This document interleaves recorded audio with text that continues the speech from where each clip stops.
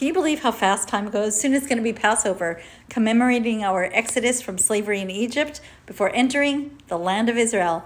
In fact, this week's Torah portion, Tisa, we are told not to eat chametz on Passover. Tisa means when you take the sum of Bnei Yisrael, the people of Israel. It teaches a special way of counting, of taking a census. Instead of counting each person, God commands each one to give a half-shekel coin, and the coins would then be counted to determine how many people there were. Shekel is from the Hebrew word mishkal, meaning weight, and relates to the silver of a full shekel coin, which weighed the historical measure of 20 gera. The half-shekel was synonymous with unity. Whether rich or poor, everyone gave the same amount, and giving half expressed the notion that when we unite together with a common goal, we can achieve things on a higher level. It's no wonder the collection of half-shekel coins were used to make the sockets for the base of the Tabernacle, which held up the walls.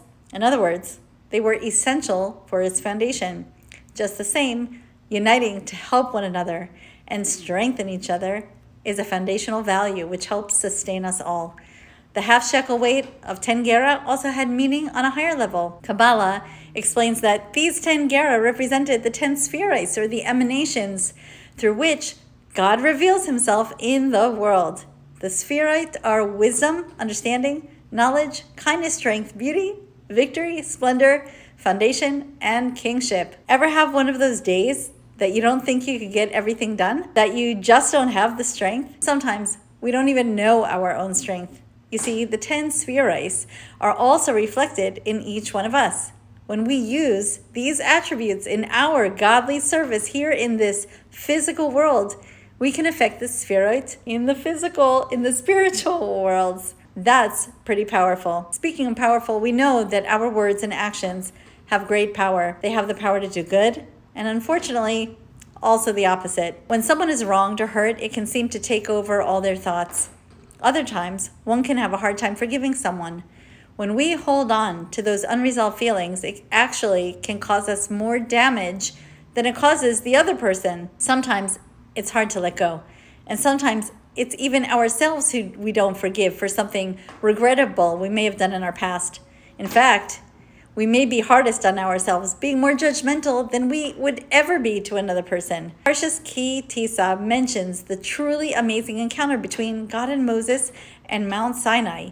Even after the grave sin of the golden calf, God lists his 13 attributes of mercy. Even today, we say the 13 attributes of mercy during our prayers, even on the holiest day of the year, Yom Kippur. Some of these attributes are being compassionate, gracious, slow to anger, and forgiving. Imagine if we applied these concepts in our own lives when we look inwardly. Just as God is without limit, his attributes are without limit. Although we are physical beings bound by finite limitations, each one of us is created in God's image. This means that we can endeavor to be more compassionate, gracious, etc. There's a concept, Yerida tzorech Aliya. The purpose of every descent is ultimately for an ascent.